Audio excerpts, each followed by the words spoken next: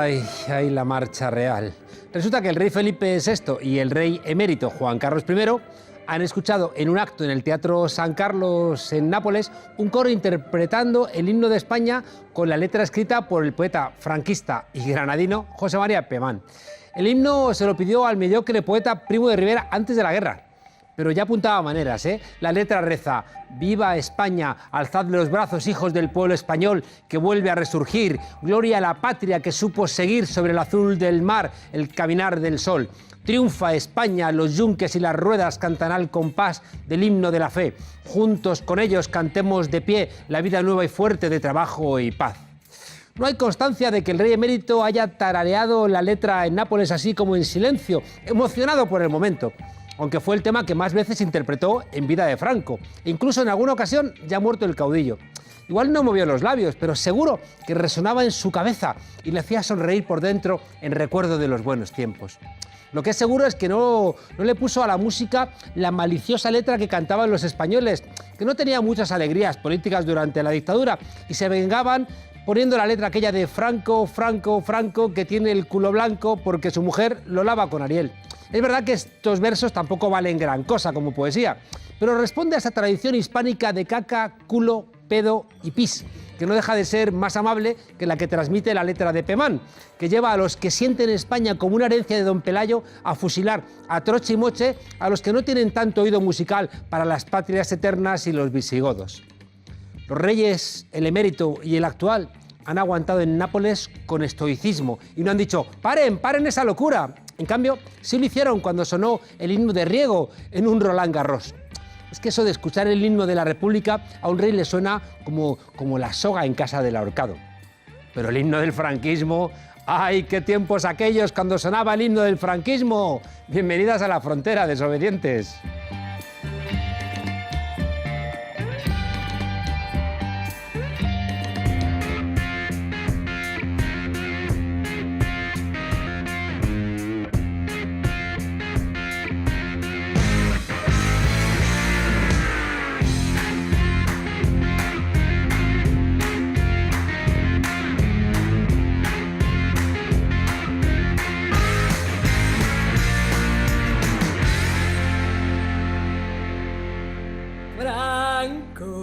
Franco, que tiene el culo blanco porque su mujer lo lava con Ariel.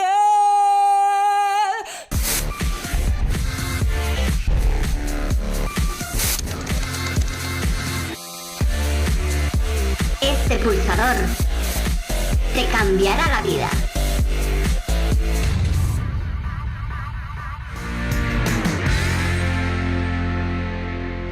Nuestra invitada de hoy, periodista y guionista Txell Bonet, encarna el dolor de los que tienen rumores o la certeza de estar sufriendo una venganza.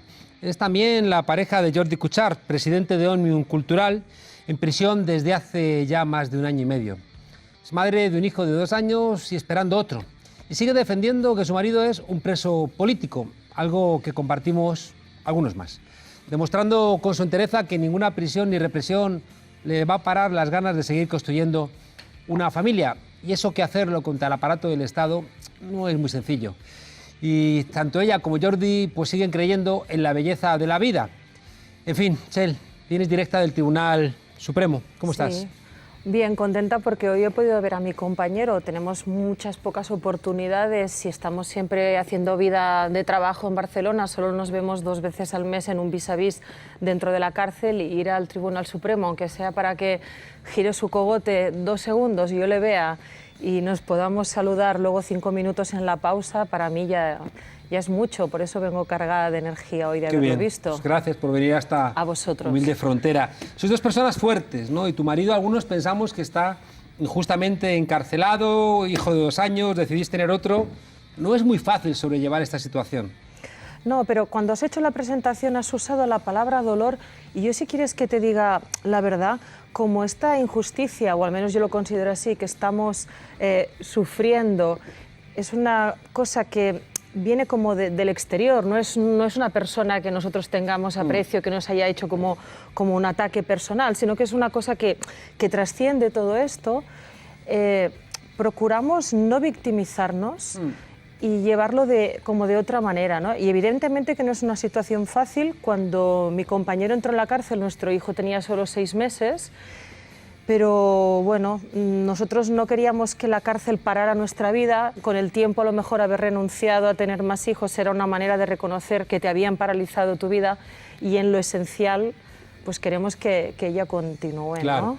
Te lo decía porque tuve la ocasión de visitar a Lula en la cárcel y lo primero que me dijo, Monedero, estar aquí es una mierda, ¿no? Es decir, que parece como que es heroico, y no, es una mierda, ¿no? Es decir, que te están robando la libertad, te pierdes ver a tus hijos crecer, y lo que seguramente te da fuerzas para seguir dentro es saber por qué te han encarcelado, ¿no? Y no porque hayas hecho algo, ¿no?, que pueda ser reprobable desde tu moral, sino que, bueno, pues parece que hay un Estado que decide, como te decía antes, pues vengarse de alguna manera. Sí, a ver, tú has hablado del concepto de preso político, y es que a veces no hace falta ponerle etiquetas. La palabra preso político es una expresión totalmente popular, no está recogida ni en términos jurídicos, ni Amnistía Internacional, cuando la gente dice, no, es que no les consideran presos políticos, no utilizan ese término nunca. Cuando una persona lleva mucho tiempo en un proceso judicial o injustamente encarcelado, utilizan el término de preso de conciencia, pero tiene que pasar realmente un tiempo largo y una observación de su proceso, ¿no?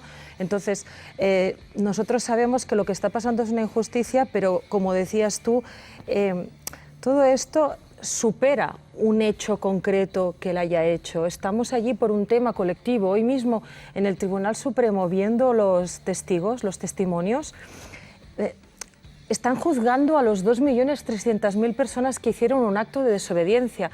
El Tribunal Constitucional consideró suspendido el referéndum, pero vosotros sabéis que desde el 2005 en el Código Penal español está despenalizado organizar un referéndum.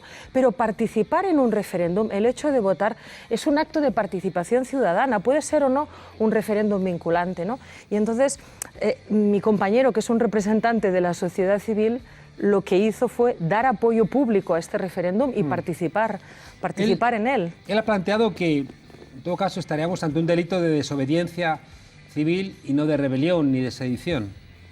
Es el punto de vista que yo comparto, pero es una desobediencia masiva realizada por 2.300.000 personas, el acto quizá más bestia que se ha hecho en el sur de Europa en los últimos 50 años. Jordi ha planteado que su prioridad no era salir de la cárcel, sino bueno, pues, denunciar la vulneración de los derechos fundamentales. ¿Sigue en esa tesis? Sí, y yo como compañera suya lo acepto y lo apoyo también. Es decir, aunque mi compañero y el resto de presos políticos, las personas que están sentadas cada día en ese banquillo de acusados que tiene tantas filas, aunque haya unas condenas altísimas, aunque se pasasen 30 años en la cárcel, el problema no se va a solucionar. Con lo cual, honestamente, lo que él quiere es que este problema se solucione. Su prioridad, como no está en la cárcel por haber robado un banco o un coche, sino que está en la cárcel por defender... Un banco no es lo peor que puede uno robar en esta vida. Pero está Decía en la Bertolt Brecht aquello de que es robar un banco en comparación con fundarlo, pero bueno, sí, no tienes razón, Bertolt Brecht tenía razón. Pues como él está en la cárcel por defender un derecho que en muchas cartas internacionales está, que es el derecho a la autodeterminación, pero bueno, en un referéndum se puede votar que no, en Escocia lo han hecho y en Quebec también, pues tiene esa tranquilidad que aunque sí que sacrificas tu vida personal, pero tú te has puesto en esta aventura para reclamar alguna cosa más colectiva, ¿no? Y por eso la prioridad es solucionar lo que pasa. El régimen carcelario pues no es muy humano, ¿no? Y no hay muchas visitas. ¿Él ha recibido algunas que le han sorprendido? ¿Echa algunas otras de menos? Bueno, como yo siempre veo el vaso medio lleno, hablaremos de las que ha recibido, ¿no? Es cierto que quizá no estamos acostumbrados a conocer el sistema carcelario, entonces por lo que atañe a las familias, como te he dicho, hay 2 vis-a-vis al mes y 40 minutos de comunicación en un locutorio, que viviendo en Barcelona comprenderás que económica y temporalmente y con un bebé no es muy fácil venir para 40 minutos todos los fines de semana y nos vamos turnando, ¿no? Pero luego existe un concepto importante que se le llama visita institucional, que cualquier persona que tenga un cargo la puede utilizar. Y al inicio de su encarcelamiento, de todos los presos políticos, o como les queramos llamar, yo, si no os importa, les llamaré así, recibieron las visitas de eurodiputados del Parlamento Europeo que están acostumbrados a hacer este tipo de visitas, y institucionalmente hubo un vacío que los dejaron fuera de las cárceles, ¿no? Luego se fue reclamando un poco este derecho que tienen los presos y finalmente cuando se constituyó el Parlamento en Cataluña, el presidente del Parlamento lo pudo ir a visitar, Ada Colau lo pudo visitar, Pablo Iglesias hizo una visita muy importante que yo toda la vida voy a agradecer, porque creo que solo podemos dialogar, escucharnos y conocer. Para solucionar los problemas hay que conocerlos en la fuente, ¿no? Y él estuvo en la prisión de Soto del Real viendo a mi compañero, también estuvo en la prisión de Cataluña donde estaban encarcelados. Y yo creo que bueno, yo preferiría que estas medidas cautelares que encuentro excesivas no estén, claro. pero creo que no tiene que ser un tabú ni se tiene que poner problema en este tipo de visitas, al contrario. Me ha gustado escuchar hace un momento a Pablo Iglesias, que salía de la reunión con Sánchez, y una de las cosas que ha dicho ha sido muy cauto, muy precavido, porque es verdad que la derecha está rabiosa y con ganas de encontrar argumentos para seguir disparando, ¿no?, con esa ira que ha demostrado durante la campaña electoral, pero ha planteado que sale con la sensación de que Sánchez ha entendido que tiene que hablar con todo el mundo, ¿no? Y eso, bueno, pues es un detalle, creo que positivo, porque se ha salido una cosa clara de las elecciones, es que España es plurinacional. Y sobre todo que no nos podemos negar, y no podemos negar las realidades, y todo el mundo tiene, sin renunciar a sus ideales y todos llevando nuestra mochila, solo se puede avanzar, ¿no?, todos juntos. Y evidentemente que hay muchas voces en España, como dices tú, España es plurinacional, y lo que no vamos a hacer en el caso de Cataluña es que si sea un 40, un 50, un 60, el día que se pueda votar con un referéndum reconocido y sin violencia policial, sabremos exactamente los votos, ¿no? Porque en las anomalías de si tú sabes que te van a pegar, quizá no vas a salir a votar, pero al margen de que seamos 60, 50, 80, es una parte de la población que se tiene que escuchar, como otras partes, ¿eh? Con todo esto que estás viviendo, Txell, ¿has visto a esa España que quizás no siempre se ve desde Cataluña, que se ve casi como un cuartel del siglo XIX lleno de antiguos y rancios guardias civiles y tonadilleras y toreros? ¿Has visto esa otra España que entiende la plurinacionalidad, que entiende la necesidad de un referéndum, que entiende que la prisión provisional es un disparate, que las penas que se piden son un disparate? Sí. Evidentemente, desde el primer día ha habido personas en toda España, se han puesto en contacto conmigo a través de Twitter o incluso por, no sé, por email, han encontrado mi email, personas anónimas de toda España, pero también intelectuales, escritores. Hubo todo un colectivo que se autoinculpó como si fuera los dos Jordis. También Isaac Rosa, el escritor sevillano que mucho tiempo ha estado viviendo en Madrid, siempre se puso en contacto conmigo. Son muchas las personas, no quiero quizá mencionarlas porque me voy a olvidar de gente, pero es que desde Cataluña yo siempre como ciudadana he tenido esta visión. O sea, lo que me dices tú de las tonadilleras y toreros, evidentemente como las megas, a ver, los haylos, pero yo sé que hay esta otra España federal y la España de los pueblos que está siempre ahí. Y creo que el problema de base en España es que los grandes medios de comunicación pertenecen a empresas con mucho poder y que muchas veces declaraciones como las de hoy, con testigos que hablaban de la violencia policial, quizá no trascienden en los medios como cuando aparecen declaraciones de guardias civiles. Es decir, para mí el problema a veces es de la comunicación y del relato que llega a la inmensa mayoría de la población. Parte de esa España también heredada, sin duda alguna, de ese país que se acostó franquista y se levantó demócrata, tiene que ver con los altos tribunales de este país. ¿Eres optimista con el Tribunal Supremo? ¿Crees que la sentencia ya está escrita, que esos 17 años sorprendentes que pide la Fiscalía pueden llegar a mal puerto? Mira, yo antes vivía al día y ahora vivo al instante, y la mejor manera de encarar tu futuro es estar viviendo mucho el presente y no proyectar. Entonces yo no me hago pájaras de si está escrita o no está escrita la sentencia. Lo que sí que soy consciente es que una vez llegue esta sentencia, que ojalá fuera absolutoria, pero una vez llegue esta sentencia, el camino no se acaba ahí, es lo que te decía, por mucho que sean 17 años, el problema seguirá, y entonces nosotros recurriremos a otro tipo de tribunales a los europeos, ¿no? o haremos Supongo, otro claro. tipo de pedagogía, o siempre la denuncia va a estar siempre allí, porque sobre todo en el caso de mi compañero, lo que se está intentando criminalizar es que esto no va sobre la independencia de Cataluña. O sea, hoy que tenemos la oportunidad, que nos ven ciudadanos, que nos pueden ver en toda España, lo que se intenta criminalizar es el derecho fundamental de la manifestación en la calle y de la libertad de expresión. Mi compañero no podía organizar un referéndum junto con el señor Jordi Sánchez. Ellos daban apoyo a esta idea.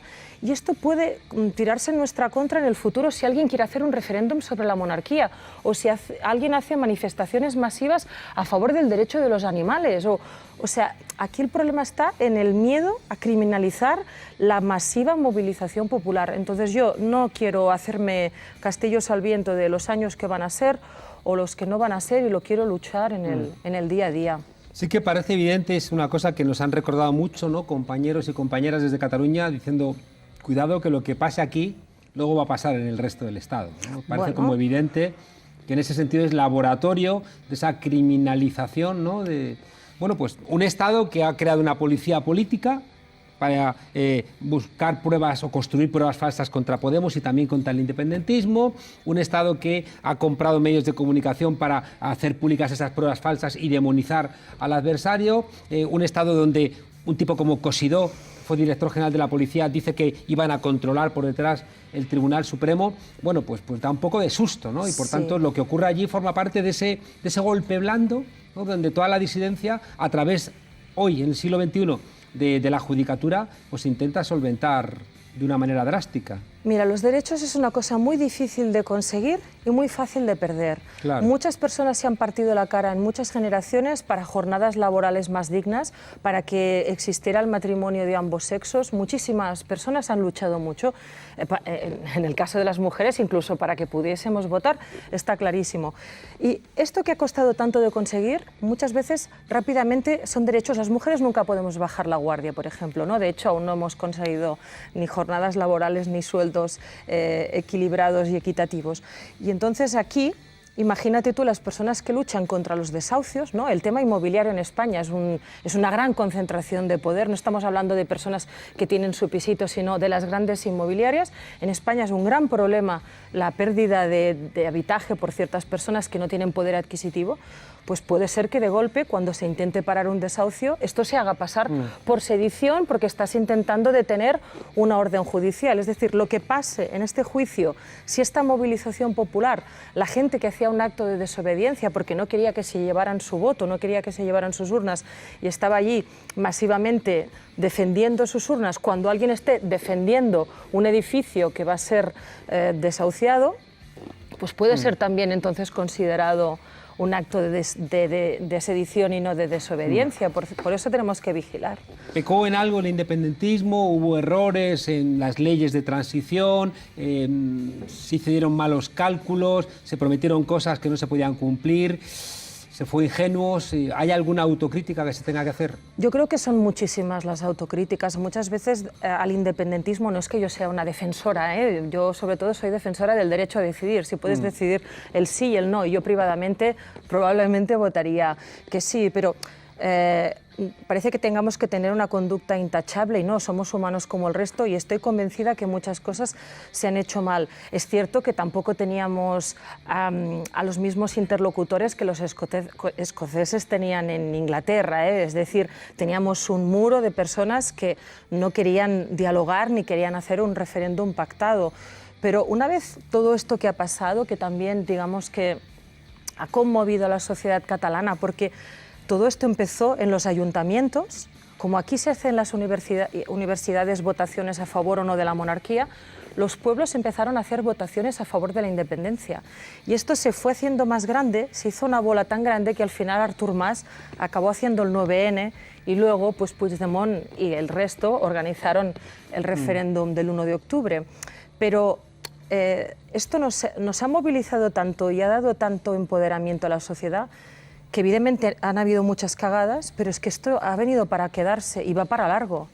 Y no se podrá tapar metiéndolo debajo de la alfombra. Para irnos, que nos hemos comido el tiempo, Txell, la derecha está acusando a Sánchez de querer poner en marcha un indulto, ¿no? Como una forma de, bueno, pues de intentar encontrar un acuerdo para reconstruir la paz territorial en el Estado, ¿no?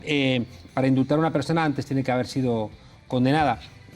¿Tu compañero tiene la idea del indulto en la cabeza o no forma parte del escenario que está en el horizonte? Como te decía, vivimos al instante y luchamos al instante, y entonces evidentemente cuando aún no existe una condena no pensamos en este tema del indulto.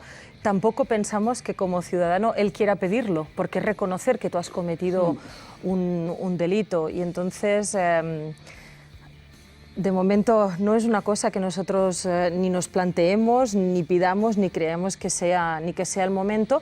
Y en cambio creo que este ítem la derecha lo utiliza para contaminar y para llenar como un discurso, un vacío, para no tener que hablar de los problemas reales de los ciudadanos. Pienso en campañas electorales como las de Andalucía, en las que todo el rato se está hablando de Cataluña. Si esto fuera al revés, yo como ciudadana catalana, si me hablaran todo el rato de que Andalucía me está perjudicando y no hablaran de los problemas reales de mí,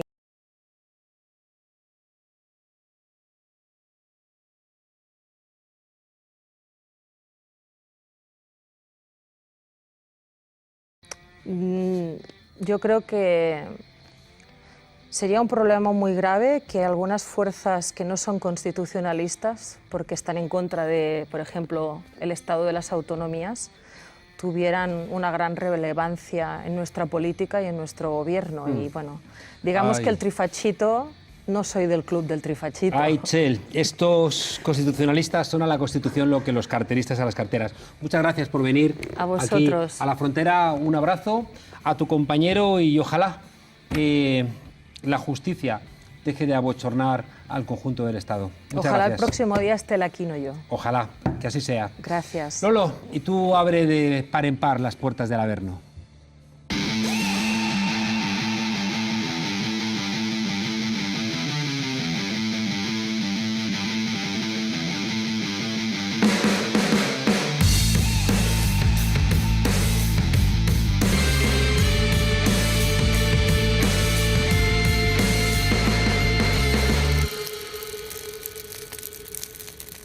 ¡Ay, qué tiempos aquellos en donde los debates teologales podían llevarte a la desesperación o a la muerte! Y el infierno es que ya no es lo que era, es que ni los curas te amenazan con él porque dicen que es un no lugar, sino la situación de quien se aparta de Dios. O sea, la situación de nuestro corresponsal desde hace ya muchos años. Máximo Pradera, buenas noches. Buenas noches. ¿Dónde andas profesor? Ardiendo?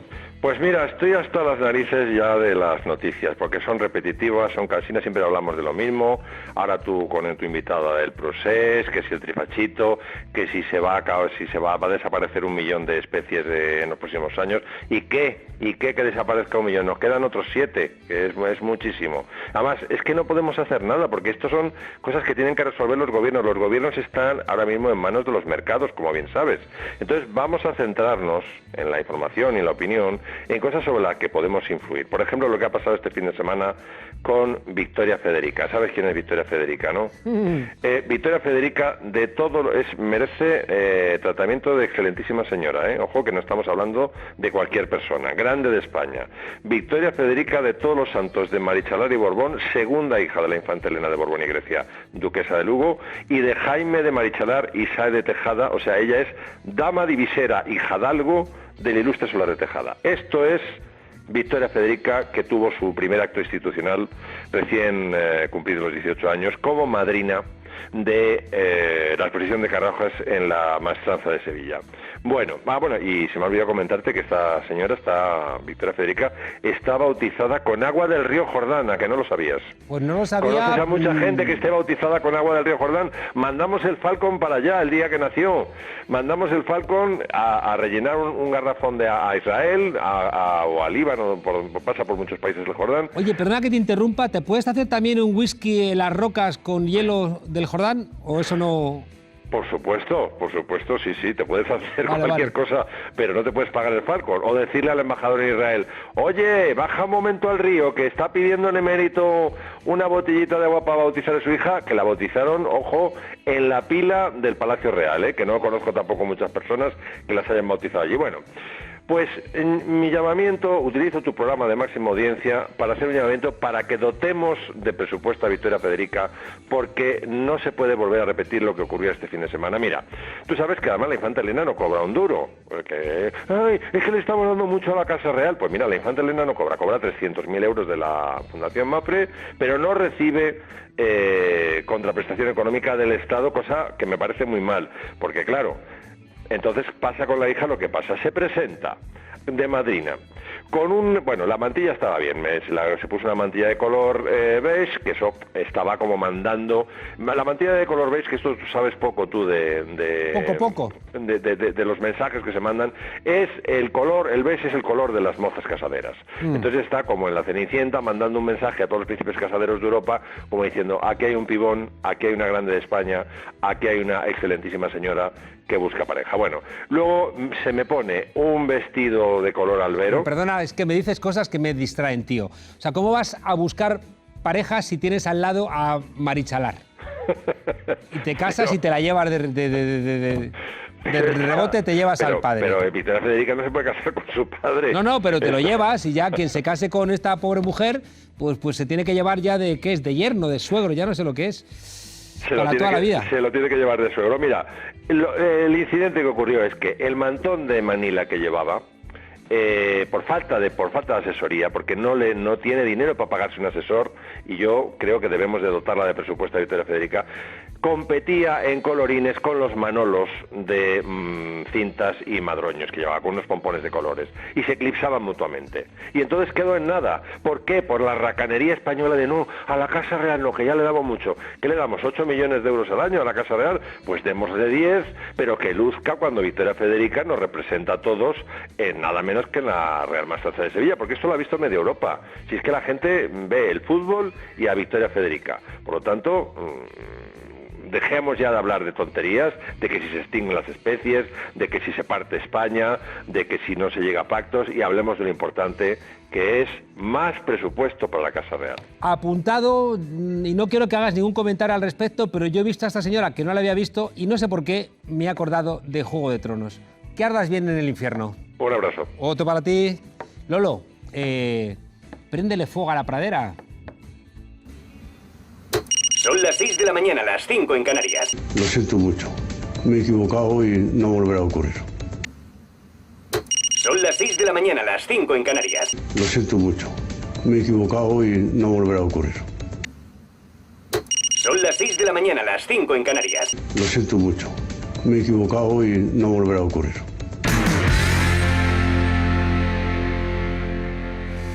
Geray López Portillo es un cineasta madrileño que ha dedicado casi 4 años larguísimos, camino casi de 5 de su vida, a investigar y vivir la realidad de los galgos en España. Quizá el más maltratado de los perros en nuestro país. Una realidad que refleja en el documental Yo Galgo, una mirada a la naturaleza humana o a la humanización o a la hominización sin humanización, a través del uso de este animal, de su abuso y de la tradición y el silencio.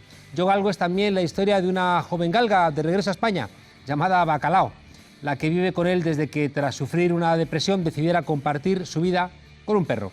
Un viaje de vuelta a casa que trata de responder una pregunta: ¿qué hubiera sido de ella de haber permanecido en manos de su primer dueño? ¿Seguiría ahora con vida? Geray, buenas noches. Hola, buenas noches. Oye, la experiencia de grabar a tu perra es de esas experiencias que le cambian a uno la vida, ¿no? Pues a mí sí. A mí sí fue una experiencia además encontrada por casualidad. Yo no pensaba hacer una película sobre el galgo, yo estaba haciendo otras cosas Y bueno, pues para salir, como bien lo has explicado, para salir un poquito más de casa y demás, que me diera el aire, pues me hice con este perro y descubrí todo lo que había detrás de estas bambalinas, ¿no?, que llaman muchas veces tradición. Entonces decidí hacer una película porque creía que no se había contado esta historia en profundidad. Así que cogí la cámara y me empecé a meter y fue Bacalao, gracias a ella, pues bueno, pude de alguna manera ser aceptado en estos circuitos de galgueros y demás, y ahí me quedé pues durante 3 años. Y luego todo lo que ha supuesto pues montar la película y ahora pues estamos llegando a cines. Y antes de encontrarte a Bacalao, ¿tenías alguna relación con los perros? A mí siempre me han gustado los perros, siempre he tenido perros, siempre me han gustado los animales. El galgo es un animal que genera cierta inquietud. Sí, siempre ha sido un animal, bueno, muy respetado, hasta hace poquito. Sí, por eso, es como si fuera una divinidad encarnada en un animal que te interroga. En otras culturas antiguas se trató como una divinidad, había incluso gente muy especial que trataba solamente con estos perros. Hay grabados en las pirámides que ya tienen galgos, los poseían solamente los reyes, los que tuvieran terrenos. Si tú eras alguien normal y te encontraban con un galgo, te daban una paliza y te lo quitaban. Incluso si un galgo era asesinado, se te podía juzgar como si hubieras matado a una persona. Así de importantes eran, ¿no?, hace tiempo. ¿Por qué esa maldita costumbre de abandonar a los galgos cuando se acaba la temporada de caza? ¿Abandonarlos o peor, ¿no?, ahorcarlos? Pues es una costumbre, está bastante extendido, ¿no?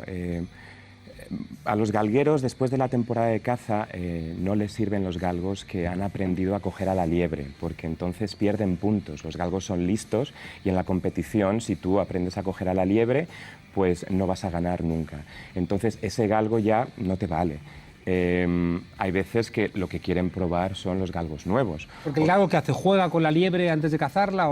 Los galgos aprenden, ¿no? Entonces se supone que un galgo bueno para competir es aquel que va detrás de la liebre y sigue de alguna manera su estela. Pero los galgos son listos, lo que quieren es pillarla. Entonces si cortan en la curva es un galgo sucio, que se llama. Entonces ya no vale para competir. Pero la cría masiva es el principal problema, ¿no? Entonces muchas veces o no se quieren hacer cargo de ellos, o quieren probar los nuevos, o simplemente tienen muchos, los regalan o se los roban y acaban abandonados. Hablan mucho del robo también entre galgueros. Entonces es una cuestión compleja y cada uno te dirá una cosa, ¿no?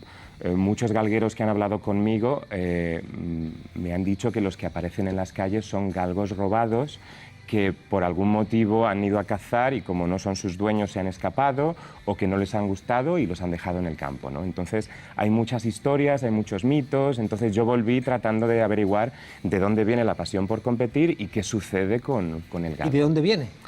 Pues ver correr a un galgo es espectacular, ¿no? Entonces es entendible que a la gente le guste verles correr, pero tiene mucho que ver con este... A ver, no me quiero aventurar, ¿no?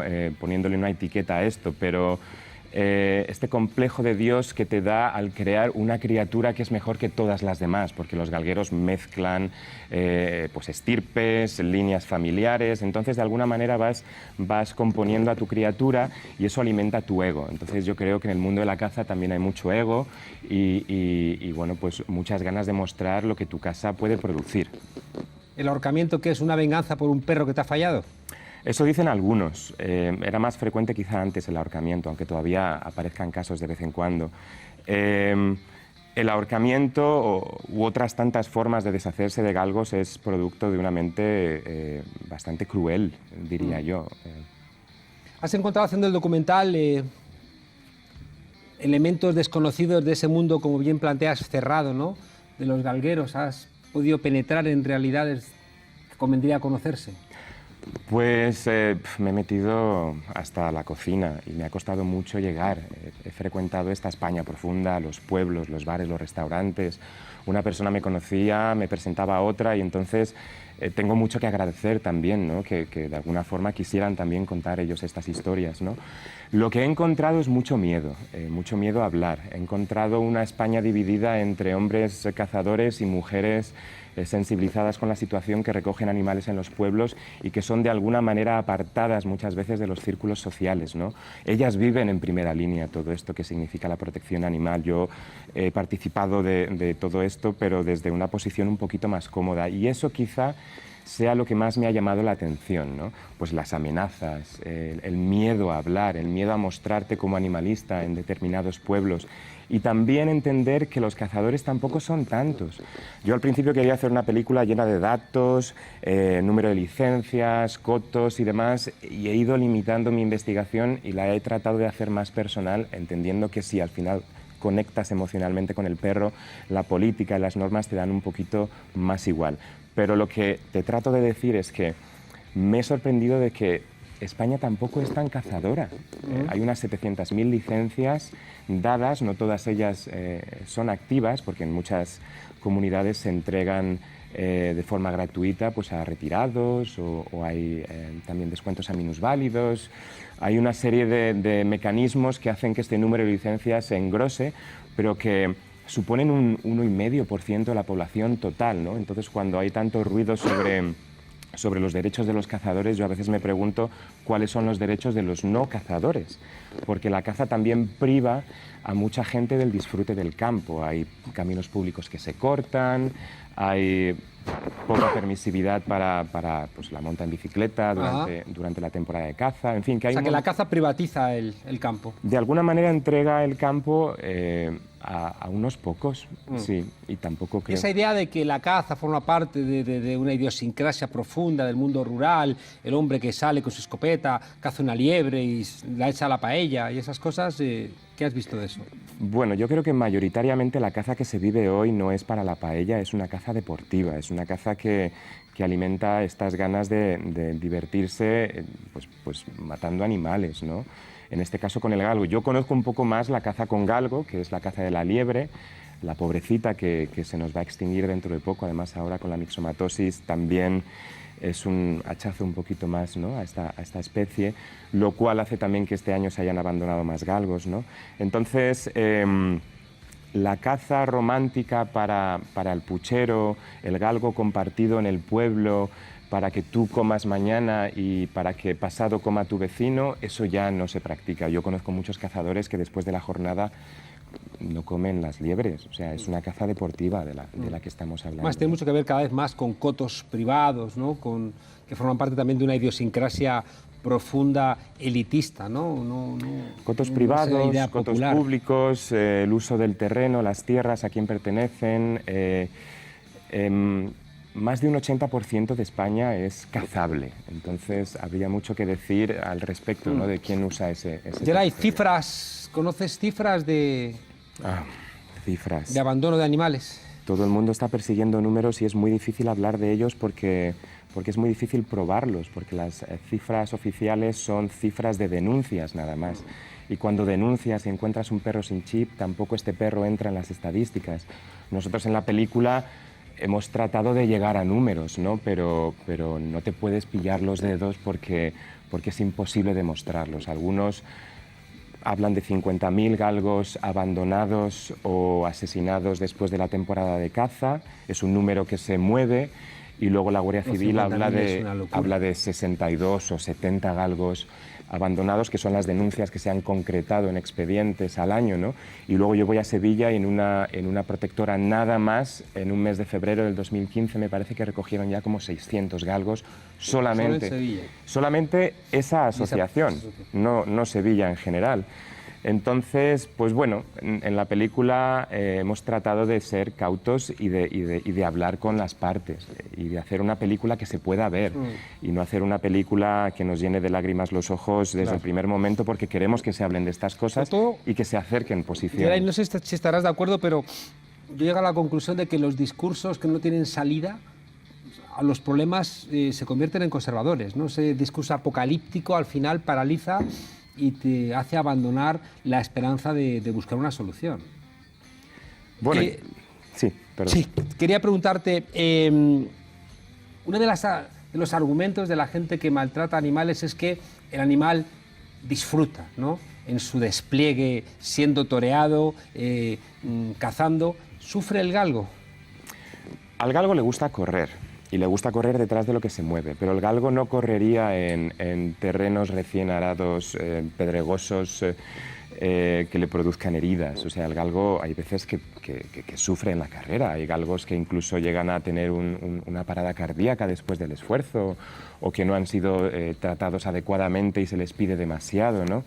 Entonces, el galgo corre, pero yo tengo 2 galgos. De hecho, a Tatiki, la segunda galga, la encontramos en la basura con 7 semanas, que también participa en la película, y ellos corren. Ellos corren, son felices en un piso, entonces no creo que el galgo, para ser llamado galgo completo, tenga que cazar.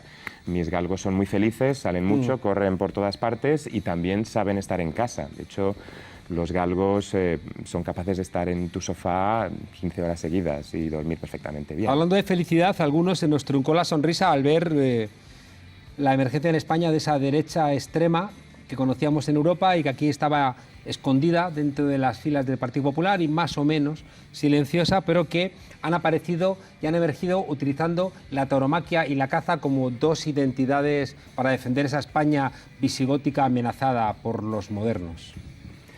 Yo esa situación la he vivido con miedo, porque creo que los derechos de los animales es una extensión lógica de derechos a otras criaturas que llegará en otros países, ha llegado ya, ¿no?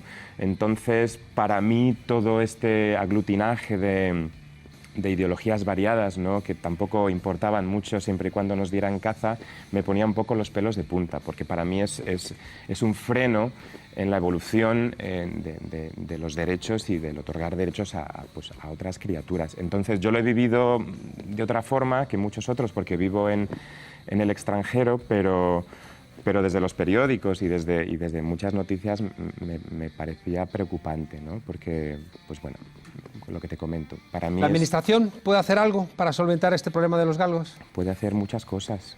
Cuéntanos corriendo para despedirnos algunas medidas.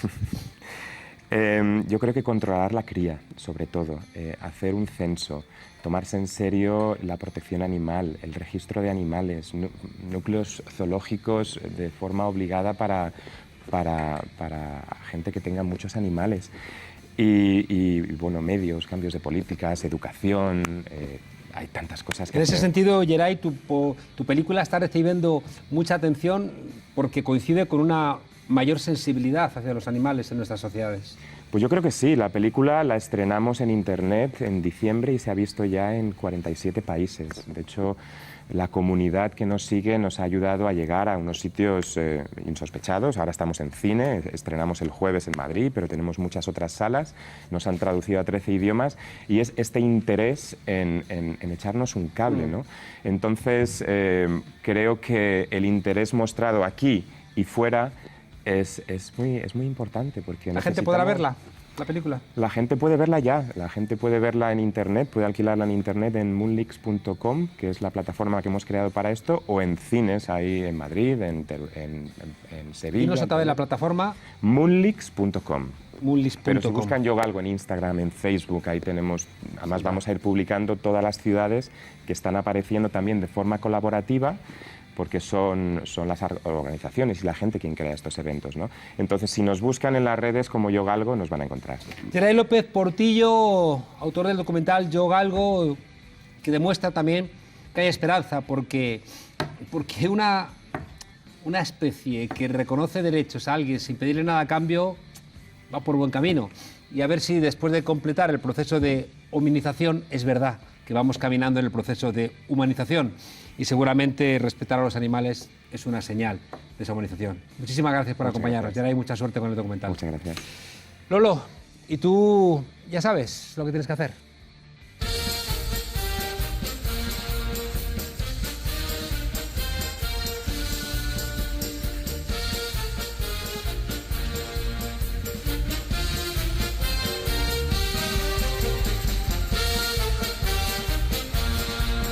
¿Y ustedes van a seguir subvencionando las fiestas del orgullo? Podemos Aparte empezar. se responde con un sí o con un no, ¿eh? Sí, sí. señor Ortega Smith? Sí, los mantendremos cambiando de sitio las fiestas del orgullo sacándolos de Madrid porque causan verdaderos problemas y atascos. Y ¿Dónde las llevaría? Y los mandaríamos, si me permite, se lo explico, los mandaríamos para que pudieran desarrollar la fiesta del orgullo gay, todo lo que quieran, pero dentro de la casa de campo. Y por supuesto, un contrato de responsabilidad para que toda la limpieza que luego hay que hacer, que es un esfuerzo económico muy importante, lo paguen los organizadores. ¿Qué tendrán estas gentes de la derecha que siempre quieren sacar de la ciudad a los que no les gustan o a los que desafían sus órdenes? Y cuando pueden, pues no solamente los sacan, sino que los ponen, no sé, en un campo de concentración. Ortega Smith llega tarde a esto, pero llega. Adolf Hitler, que era muy de sacar de la ciudad, no sé, a los judíos y de ponerlos en guetos, pues se adelantó a este genio de la política madrileña. Antes es verdad que los americanos ya lo habían hecho con los indios y los españoles con los cubanos. Estas ideacas suelen ocurrirse a la gente con experiencia militar. Como Hitler, claro. Quería tanto a su país que le sobraban pues, una parte importante de sus habitantes. La llegada al poder de aquel chusquero populista austríaco significó la reclusión de todo aquel que significara un problema para el régimen nazi. Homosexuales, judíos, comunistas, sindicalistas, intelectuales, ¡hala todos! ¡A la casa de campo! A hacer sus cosas, como dice. En el caso de Hitler, más de 6 millones de seres humanos exterminados en aquellos campos de la muerte. Muchos de ellos españoles, Solo en Mauthausen casi 5.000. Ay, dicen que quien olvida su historia está obligado a repetirla. ¿Recordáis aquello que decía Niemöller? Primero metieron a los homosexuales en la casa de campo, pero como yo no era homosexual no dije nada. Y cuando van a por ti, ay, ya es muy tarde. Ojalá recordemos estas cosas cuando vayamos a votar el próximo 26 de mayo. No os olvidéis que antes de exterminar a los judíos, les mataron antes con palabras, llamándoles un Mensen, es decir, inhumanos. Vamos, que esta gente, antes de asesinarte de manera física, te asesina con su uso inhumano de la palabra. Hasta mañana, desobedientes.